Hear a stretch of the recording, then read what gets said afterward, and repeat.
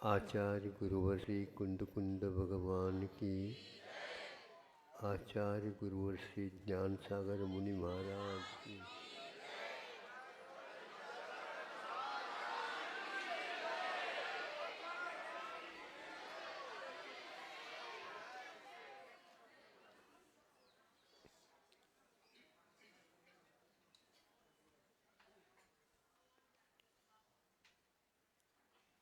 कई वस्तुएं संसार में हैं, कई प्रकार की हैं।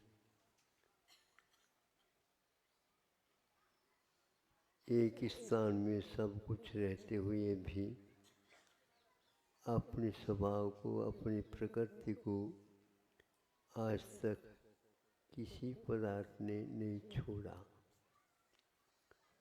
नहीं छोड़ेंगे। और कोई भी एक मेक करना चाहेंगे तो भी वो एक मेक नहीं हो पाएंगे। फिर भी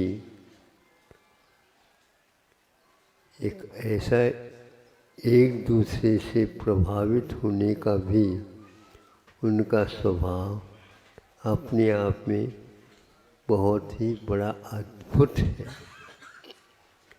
इसमें संसार का ये सारे उलझन होते भी रहते हैं और सुलझते भी रहते हैं। हमें ज्ञात नहीं हो पाया, इसलिए उलझन और बढ़ता जा रहा। और जिनको समझ में आ गया उसी समय उसका संसार समाप्त हो जाता। आसान सा जैसा लगता है, लेकिन नीचे से आसमान को छूने जैसा असंभव कार्य है ये।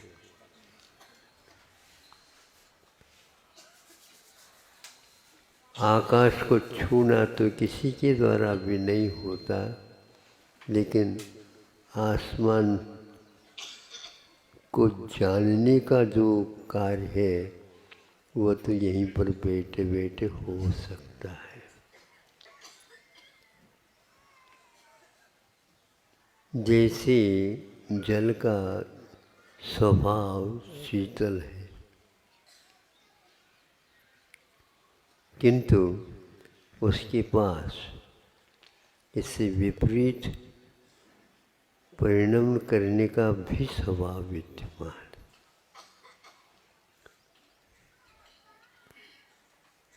अग्नि नीचे है, बीच में बर्तन है, बर्तन में पानी है। नीचे से आग जलाई, बर्तन तप गया। आग में है, दर्पण तप गया। बर्तन तप गया तो बर्तन में पानी था वो भी तप गया, गर्म हो गया।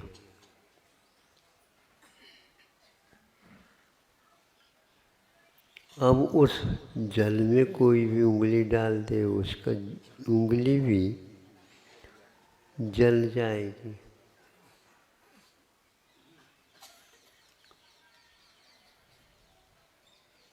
यह जलने का कार्य जल में कब से आया? इसको किसी ने डाला नहीं, केवल अभिव्यक्ति और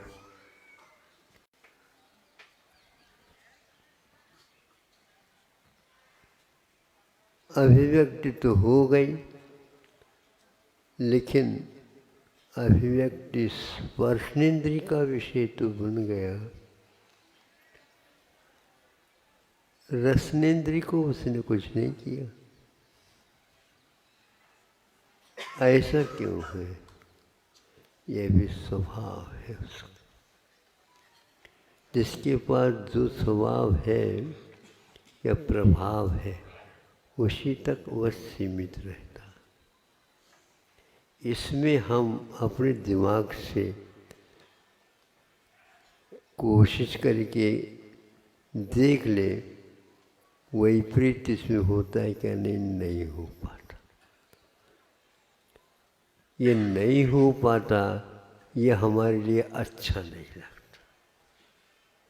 इसमें न उस जल का, न उस शीतलता का, गर्म होने का स्वभाव कोई भी आपके लिए हस्तक्षेप नहीं कर सकते, कर भी नहीं सकते।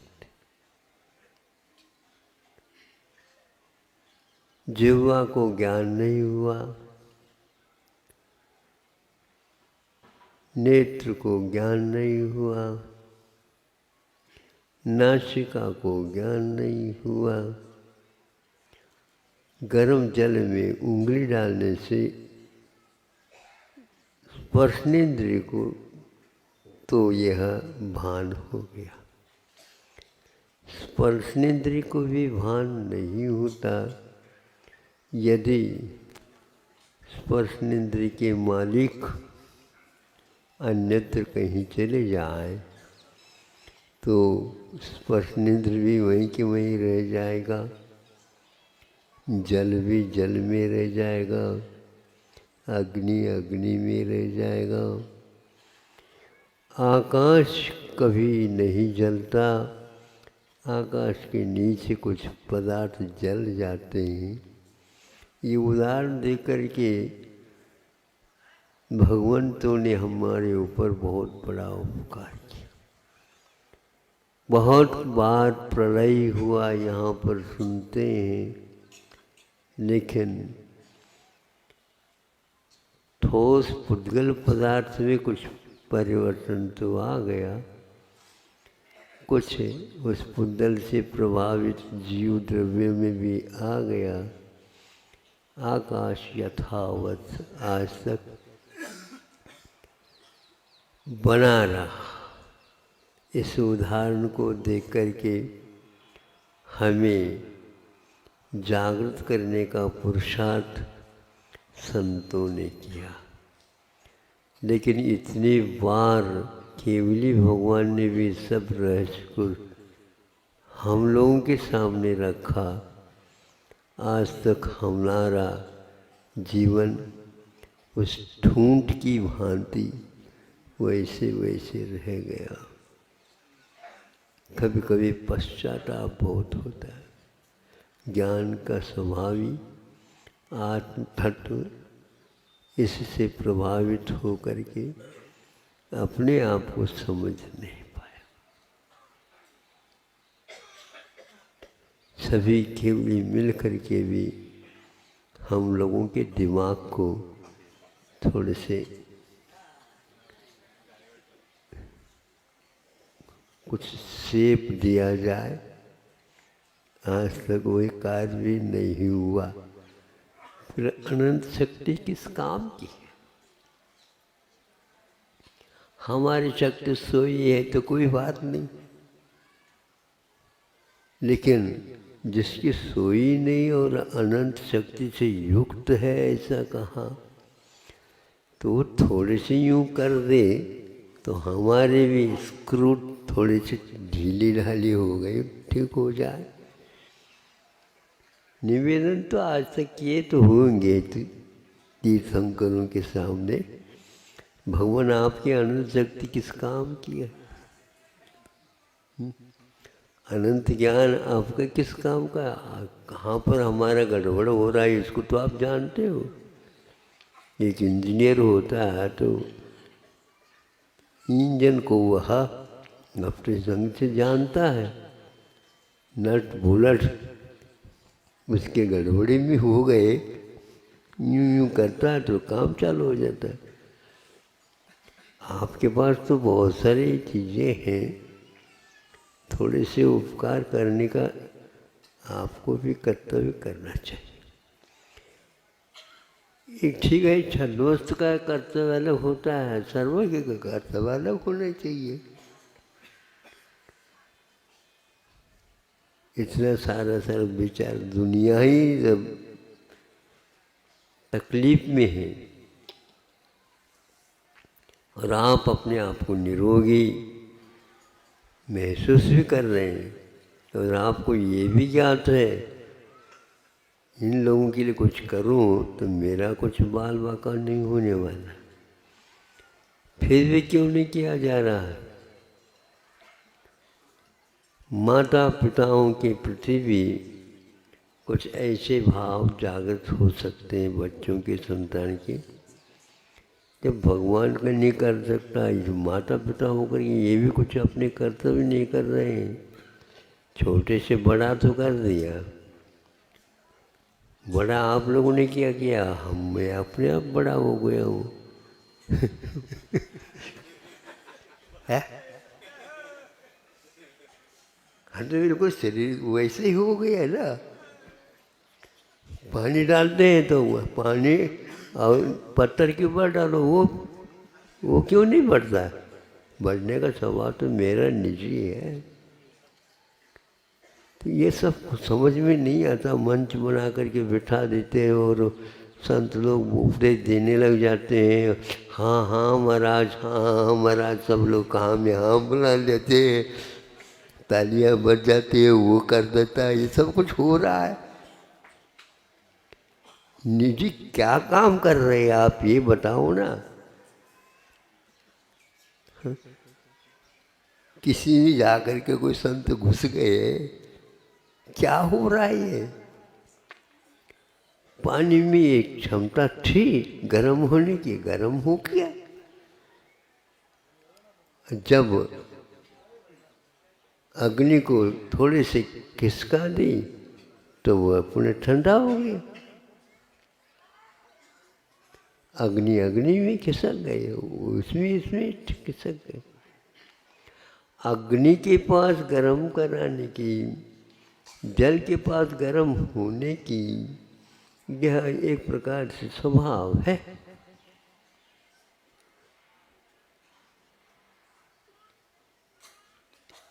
कुछ पदार्थ गर्म होते भी नहीं। वहीं पर पानी का एक ऐसा परिणाम भी हो सकता है। आज तक आप ये बताओ, किसी ने बर्फ को गर्म किया है क्या? मुझे बताओ।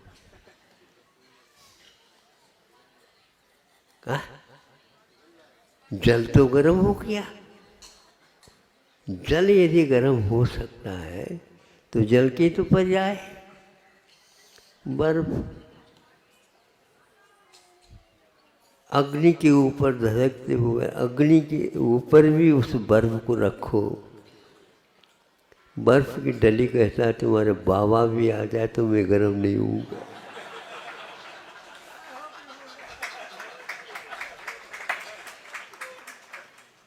बस यही कुछ चमत्कार जैसा लगता है। हम भी उस बर्फ की डली की भांति, दुनिया का कोई भी पदार्थ आ जाए, कोई किसी की हिम्मत है क्या हमारे भीतर आकर के हमें पागल बना दे? और एक अच्छे व्यक्ति को पागल बना दे, और जो बिगड़ा हुआ एक व्यक्ति है और उसको वह ज्ञानी बना दे। तो आखिर क्या है ये समझ में?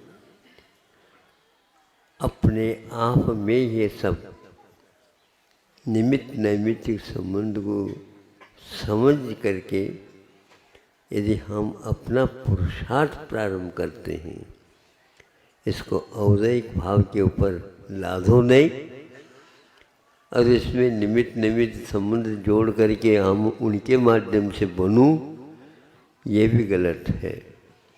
तो आपकी आप कर्तव्य की सीमा,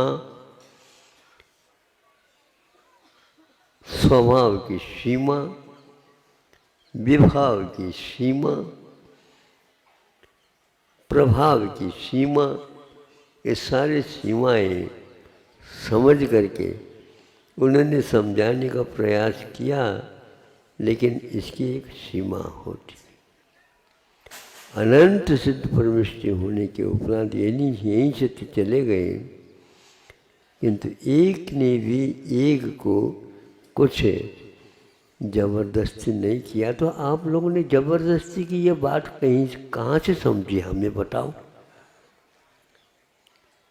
हाँ, उन्होंने कहीं भी शुद्ध परमेष्टि या अनंत परमेष्टि किसी को जबरदस्ती मत करो ऐसे कहा, कुछ भी नहीं कहा। और आप जबरदस्ती क्यों आ गए ये बताओ। यह भी कोई जबरदस्ती इसके साथ हुआ ही नहीं। लगता है ये जबरदस्ती कोई न कोई प्राय करके ये आता है। किसी को कुछ हो रहा है, वे सब कुछ इलाज करके देख लिया, कहीं बाहरी बाधा है ये भीतरी नहीं। कौन सी बाहरी बाधा है भैया? बाहर कहीं तो देख लो, लाइट जलाया करिए, बाहर ही कौन आता है, अंदर कुछ लगता ही नहीं। कई लोगों के वृत्ति में यह भी बात आ जाती है, यह कोई जानना बीनना कुछ है ही नहीं, कुछ नट बुलट ऐसे ही है, उसके कारण ये सब ज्ञान जैसा हो रहा है। अरहंत ईश्वर है, ईश्वर में शक्ति संपन्न होता है, उसने भी आज तक कोई किसी के नट बुलट को ठीक ठाक किया नहीं और ज्ञानी नहीं बनाया और अज्ञानी भी नहीं बनाया, ज्ञानी से बिगड़ गया हो तो ये क्या है? अनेक खोपड़ियों ने इसका रहस्य सोचने का प्रयास किया, एक की खोपड़ी में भी ये बात नहीं आई।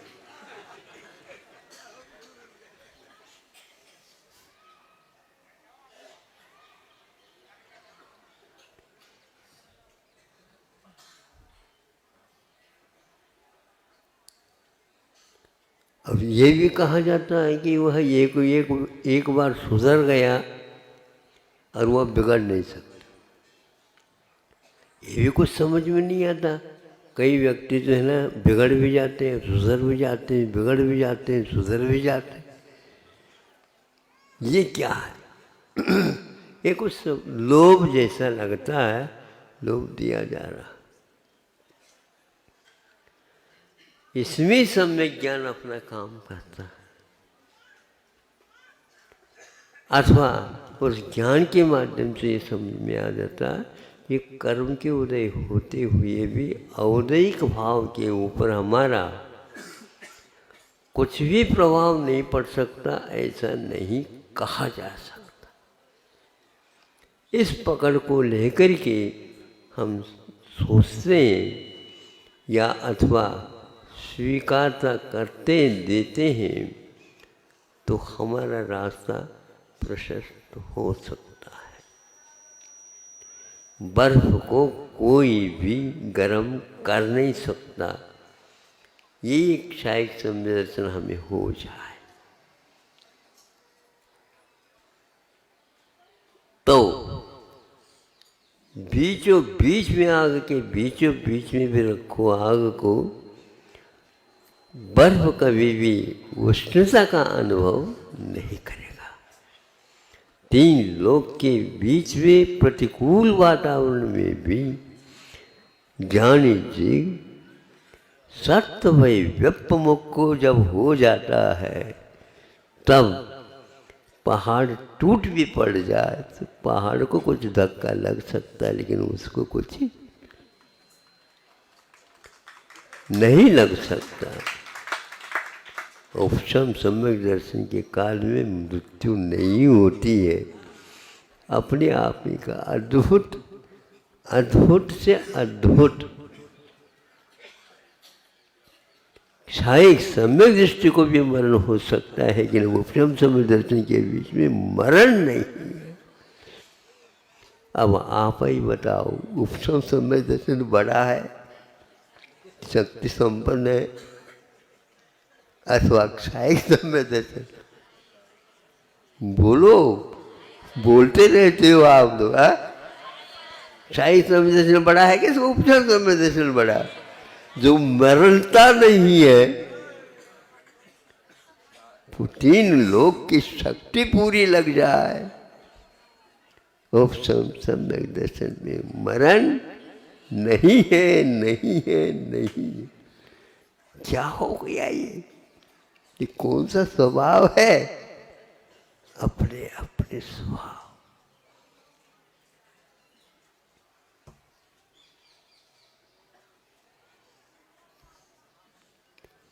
अब ज्यादा सोचो नहीं। सामायिक में भी महाराज सामायिक में क्या करें, ये प्रश्न भर न करो, चिंता न करो, तुम्हारी सामायिक प्रतिमा बिगड़ेगी नहीं, कुछ नहीं करेंगे तो। सुन रहे हो आप लोग? ये भी हवा बना रखा सामायिक, ये तो ज्ञानी ध्यानी बड़े बड़े व्यक्तियों का काम है। नहीं समझे? हमारा वर्ष की बात आपकी ही होगी। शायद संवेदन कहते कि मैं मर सकता हूँ, लेकिन औषध संवेदन कहता है ये मरना और नहीं मरना, ये विचार दिमाग में से निकाल दो। दिमाग से निकालने का जो कुछ भी फितूरी है, इन सबको निकाल दो। देखेंगे ये फितूरियां हैं। वहां पर कुछ करने के लिए कहा ही नहीं। क्या कहा फिर? मां मुझसे, मां लगा है उसके साथ, मोह न करो, मां राज्य, राग मत करो, मां दुस्सह, द्वेष मत करो। यही एकमात्र ध्यान है। करो करने के लिए तो बताया ही नहीं गया। ये भी एक अलग पुरुषार्थ चल रहा। ध्यान में क्या होता? अरे अद्भुत अद्भुत है। जहाँ माया ही नहीं है वहां पर अद्भुत। ध्यान की माया कहाँ से आ गई? ध्यान में न मान होता, न माया होती, न लोभ होता, न क्रोध होता है। ध्यान की माया ही अलग है। मैं सोच करके रह जाता हूँ, आप लोगों ने माया से रहित को भी मायावी बना दिया। धन्य हो, आपका समय हो रहा है। समय हो रहा, वो भी अपना काम हो रहा है। समय जैसे किसी को नहीं सुनता, उसी प्रकार को भी आपको भी करना चाहिए। हमें सुनना ही नहीं किसी की बात, लेकिन ये ध्यान रखना जो सुनी है उसको निकाल करके फेंक दो। देखिए यह सामायिक में होता है। अब आयन से मत पूछो महाराज सामायिक में क्या किया जाता। हद भर हद अच्छे अच्छे चिंतकों को ये चिंता रहती, महाराज ध्यान में क्या किया जाता, आप क्या करते हो? नहीं समझे? करने क्या है? ये करने का क्रियापद ध्यान में मौन है।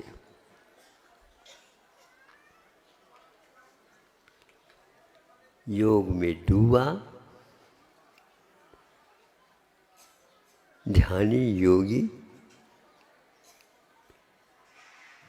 मन को देखा, वह मन का कोलाहल शांत हुआ है।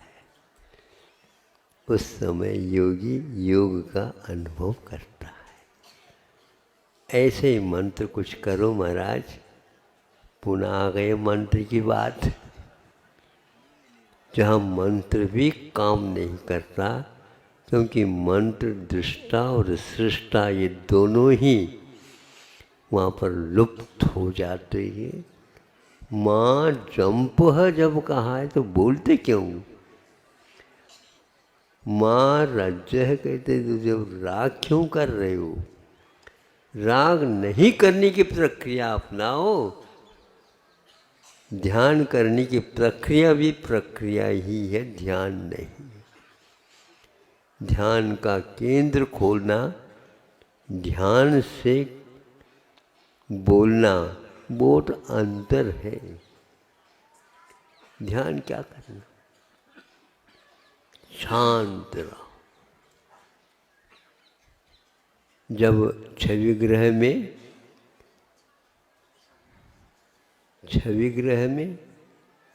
छवि देखने के लिए जाते हैं, अपनी भी तो कोई छवि है क्या? नहीं।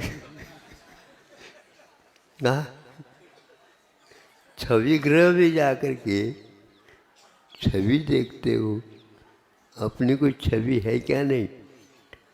बीच बीच में कभी कभी वो रील टूट जाता है, फिल्म टूट जाता है, तो एकदम जो चलाने वाला होता है उसको चिंता होती, भैया ये जो भीड़ बैठी है हाँ हुला न कर ले। तो मराठी में था, शांत रहा, शांत रहा, शांत रहा, शांत रहो। शांति हो तो रहे, शांत।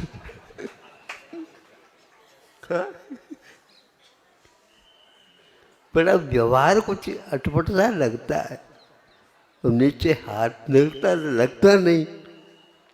क्या करें, कोई बात नहीं, जितना आवश्यक समझा उतना कहा। बर्फ के स्वभाव को याद रखो, आकाश के स्वभाव को याद रखो, अनंत केवलियों को याद रखो। एक भी व्यक्तित्व को खड़ा नहीं किया उन लोगों ने, स्वयं तो खड़े हो गए। हमें भी इसी प्रकार का बोध प्राप्त हो उनके जीवन से, हम इतना ही चाहते हैं। चाह भी एक प्रकार से समझदारी का काम नहीं है। एक व्यक्ति विनय शांत रहा, ये कहता, ये भी जब स्वभाव नहीं है, आखिर हमारा कर्तव्य क्या है? उन्होंने ये कहा, कुछ नहीं करना ही सामायिक में डूबना है। मन का कोलाहल जब शांत होता है मन का, उस समय कुछ शांति हाथ लगती है। अशांति के काम करो और विनती करो भगवान से, भगवान हमें भी आप जैसे शांति मिले। उन्होंने कभी कहा कि मैं शांत हूँ, सब कुछ झलक रहा है, लेकिन कोई किसी से उनका तालमेल नहीं हो सकता नहीं। आप लोग इतना तो धन्यवाद के पात्र है, कम से कम सुनने की तो इच्छा आप लोगों की हुई। और जो कुछ भी ये भी धन्यवाद का पात्र तो है, इसमें कहूँगा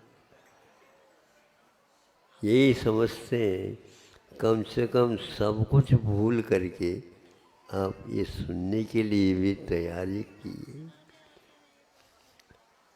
वही तो हम कह रहे हैं, तो आप लोगों के सुनने की जिज्ञासा ने सुनाने की जिज्ञासा हमें प्रदान कर दी है।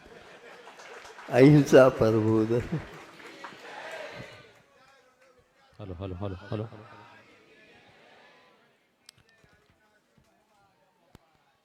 नीलम जी जन संजय जी खरई ने एक स्वर्ण की अंगूठी यहाँ सर्विस करने का भाव प्रेषित किया है। 105 जागृतमती माता जी के परिवार ढीमापुर जयपुर ईचलकरण जी कुचामन सिटी से भक्तियां बता रहे हैं। उनके माता श्री जी का देहावसान देवलोक गमन 15 दिन पूर्व हुआ था, वो आचार्यगण का आशीर्वाद ग्रहण करने आए हैं, यही पधारे। पड़गान की व्यवस्था जिस हिसाब से आपके बीच में रखी गई उसी हिसाब से करें, कोई भक्त नियमों का उल्लंघन ना करें। वर्षा योग वाले वर्षा योग के समक्ष पड़गान करें, मान स्तंभ के सामने।